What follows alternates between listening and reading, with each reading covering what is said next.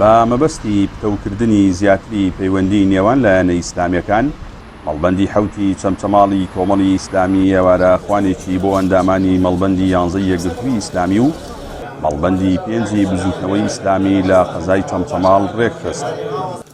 بەرپرسی مەڵبەندی حوتی چەمچەماڵی کۆمەڵی ئیسلامیش دەڵێت ساڵانە و لە ڕۆژەکانی مانگی ڕەمەزانی پیرۆزدا ئێوارەخوان بۆ چین و توێژە جیاوازەکان ڕێک دەخەن. بۆ ئەم ساڵیش پێیان باش بوو لایەنە ئیسلامیەکانی سنوورەکە لەسەر یەک سفرە کۆ بکەنەوە. دیارە وەکو نەریتێک ساڵانە ئێمەم جۆرە ئیفتارانەمان هەیە، هەرجارە لە شۆنێک پێکەوە کۆبینەوە.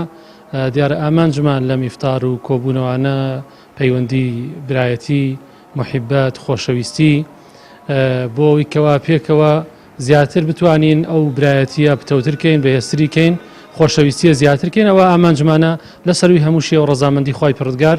دیارە خی پڕگار پێی خۆشە کە مسلمانان پێکەوە یەکڕیز بن، وحدەتیان هەبێت.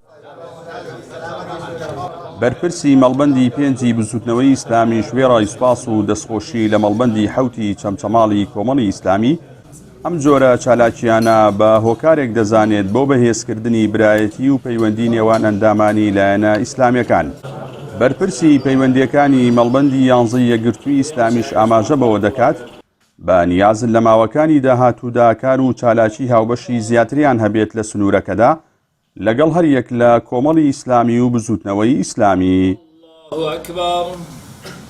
ئێمە دوایەوە دەستخۆشی لە مەڵبەندی کۆمەڵی ئیسلامیەکەین لە چەمچەماڵ بە حتمەن ئەم کۆمەڵە بانگێژنامانە و ئەم گردبوونەوانە بە تایبەت ئیفتار لە مانگی ڕەمەزانی پیرۆزە لە ناو لایەنە ئیسلامیەکانە شتێکی زۆر گرنگە. ئێمەش لە چەمچەماڵ بەڕاستی هەر ساڵە و لە شوێنێک کردومانە ئەلحەمدولیلا بە دەنگ یەکتریەوە دێن و ئەما بێتە زیاتر پتەوکردنی برایەتی لە سنوورەکە، هاوکاری یەکتری، ئاگابوون لە یەکتری. ئاسی پەیوەندیەکانش بەنەس ئاسی لایەنە ئیسلامیەکان زۆر باشە، قۆناغێکی باشی تێپەڕاندووە. ومێدی زیاتر ئەکەین، ومێدێکی لە داهاتوە بتوانین پرۆژەی گەورەترمان هەبێ. چەند پرۆژەیەک تەقدیم کرا بوو کاتی خۆی و هەنگاوی باشترنا. ومێدێکی لە داهاتوە بتوانین کوردستان بەگشتی لە پرۆژەیەکی ئیسلامی گەورە کۆبێتەوە و بە دوورشی نازانین. لەبەروی هەموو نیەتەکان پاکن، هەموو ئاراسەکان و ئاراسە هەڕن. دووبارە سوپاسی کۆمەڵی ئیسلامیەکەم هیوادارم لەسەر ئەم کارە بەردەوام بن و سوپاس بۆ مەلایەک. لە ڕابردوودا لایەنە ئیسلامیەکانی هەرێم لەسەر ئاستی ناوچە جیاوازەکانی هەرێمی کوردستان بە مەبەستی خزمەتکردنی تاک و کۆمەڵگە چەندین کار و پرۆژەی هاوبەشیان بە ئەنجام گەیاندووە.